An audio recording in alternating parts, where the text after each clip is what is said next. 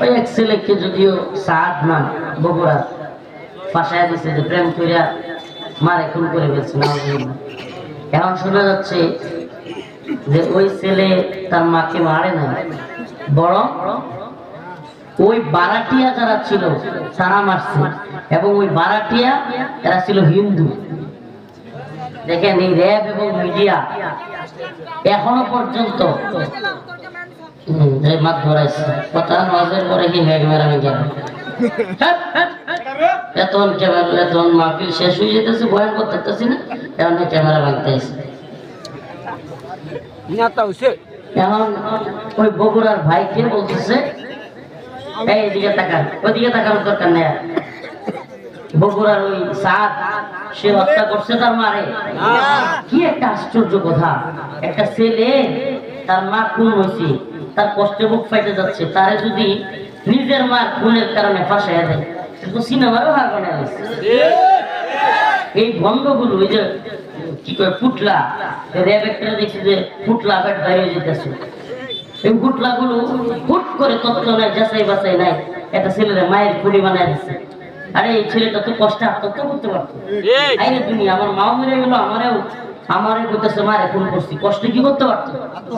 এই র্যাব গুলোর বিচার হওয়া দরকার, এই ভণ্ডগুলোর বিচার হওয়া দরকার, এবং যেসব মিডিয়া যাচাই বাছাই যারা নিউজ করছে এদেরও বিচার হওয়া দরকার। কি আশ্চর্য, এই ছেলেটাকে এইভাবে ফাঁসাই মারছে হিন্দুরা। আপনাদেরকে বলি, আমি তো রাজনৈতিক প্ল্যাটফর্ম গুলোতে বলার চেষ্টা করি, বাংলাদেশে বিগত 16 বছরে হাসিনার সময়ে যে দুইটা সেক্টর সবচাইতে বেশি ভারতের দখলে ছিল, এর একটা হলো মিডিয়া সেক্টর। কি সেক্টর? এই অনলাইন অফলাইন এই যত মিডিয়া দেখতেছেন আপনি, টিভি চ্যানেল সব, এগুলো সব ভারতের দালাল, এখনো পর্যন্ত এরা ভারতের দালাল। আরেকটা সেক্টর হলো এই নায়ক নায়িকা গায়ক গায়িকা নর্তকীদের এই যে আরেকটা সেক্টর। এই যে এই সেক্টরের একজন উপদেষ্টা বানাইছে সুস্থ বাঁচার কি, এই লোককে উপদেষ্টা থেকে বাতিল করতেই হবে, না হলে আসলে মাহফিলের কারণে একটা কোনো আন্দোলন করতে পারি না। মানে কি যে অবস্থা, প্রতিদিন প্রোগ্রাম, হুজুর হাজার হাজার লোক বসে আছে, আমাদের উপায় থাকবে না হুজুর, ইজ্জত থাকবে না, গ্রামে থাকতে পারবো না হুজুর, আর গ্রামে ঢুকতে পারবো না, মাদ্রাসা ভাঙিয়ে ফেলবে, চলতেই থাকে। এখন দেশ জাতি গোল্লাই যেতেছে মিয়া ভাই, যেই কারণে আমরা এই মাহফিল গুলো করতে পারতেছি, আপনারা আমাদেরকে সামনে পাইতেছেন, এটা হলো হাসিনা পতনের কারণে। আর পতন কেন হয়েছে? আন্দোলনের কারণে। এখন এই অভ্যুত্থানই যদি চুরি হয়ে যায়, অভ্যুত্থান যদি চিন্তায় হয়ে যায়, আবার নতুন করে ভারতের দালালরা যদি সরকারে গিয়ে বসে, তাহলে কি লাভ হবে মাহফিল করে আমাদের? এই জন্য আমরা আন্দোলনে যাই। ওই দিন আন্দোলনে গেছি, বগুড়ায় প্রোগ্রামে যেতে পারি না, হাই থ্রেট দেওয়া শুরু করছি বগুড়া থেকে। একজন কয় আমি জিয়াউর রহমানের এলাকার লোক, আমি এমপি সাহেবের পিএস, হাইকোর্টে রিট করব, কেমনে আপনি বাংলাদেশে মাহফিল করেন, আমি দেখতে স্যার আমার মাহফিল আইসেন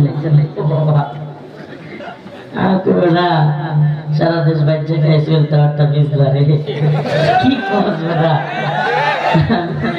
মানে এদের অবস্থা দেখলে কি ট্রিটমেন্ট দেয়, আল্লাহ এদেরকে হেদায়েত দান করুন।